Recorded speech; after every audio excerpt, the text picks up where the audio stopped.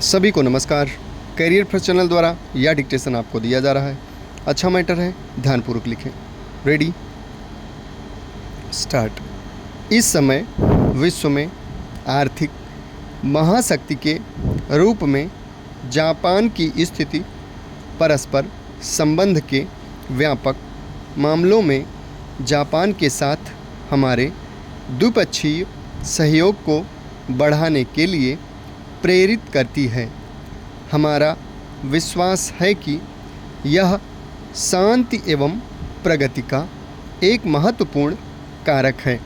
दक्षिण पूर्व एशियाई देशों से हमारे पुराने सांस्कृतिक और द्विपक्षीय संबंध रहे हैं। यह वह क्षेत्र है जिसने बहुत ही कम समय में तेज़ी से प्रगति की है। मेरी सरकार द्वारा किए गए प्रयासों से इस क्षेत्र के साथ हमारे पारस्परिक आर्थिक क्रियाकलाप को सुदृढ़ करने के नए अवसर उत्पन्न होंगे। मेरी सरकार आसियान और इसके सदस्य देशों के साथ अपने संबंधों को सुदृढ़ बनाने को प्राथमिकता देती है। हमें आशा है आसियान के साथ हमारी क्षेत्रीय वार्ता जल्दी शुरू होगी।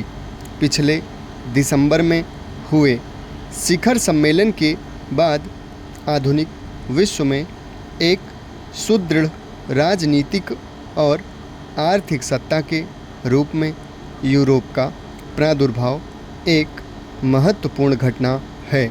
यूरोपीय समुदाय व्यापार में हमारा मुख्य भागीदार और निवेश का एक महत्वपूर्ण स्रोत है और हम अपना सहयोग और अधिक बढ़ाने तथा सुदृढ़ करने के इच्छुक हैं। हमारे प्रधानमंत्री का सबसे पहला विदेशी दौरा जर्मनी का था, जहां उन्होंने जर्मनी के नेताओं से दोनों देशों के पारस्परिक महत्व और सहयोग के अनेक विषयों पर विचार विमर्श किया।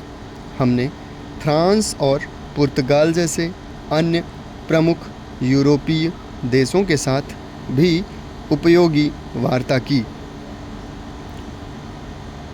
शीत युद्ध के अंत में हुई घटनाओं और उससे संबंधित मुद्दों के कारण हुए आमूल परिवर्तनों से यह निश्चित है कि यह नया स्वरूप संघर्ष विरोधी संदर्भ और व्यवस्था की संरचना में उत्तरी दक्षिणी देशों के संबंध एक नया रूप धारण करेंगे।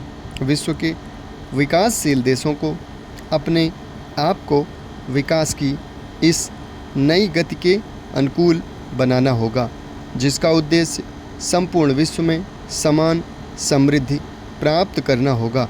खुशहाल एवं संतुष्ट मानव जाति के इस स्वप्न को साकार करने में विश्व शांति और व्यापक निरस्त्रीकरण का महत्वपूर्ण योगदान होगा।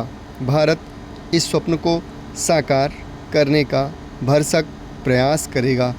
इसी प्रकार बहुपक्षीय स्तर पर भी हमने प्राथमिकताओं की समग्र संरचना के भीतर ही अपना सहयोग प्रदान किया है। गुटनिरपेक्ष आंदोलन अत्यधिक तेज़ी से होने वाले विश्वव्यापी विकास के अनुरूप हो रहा है।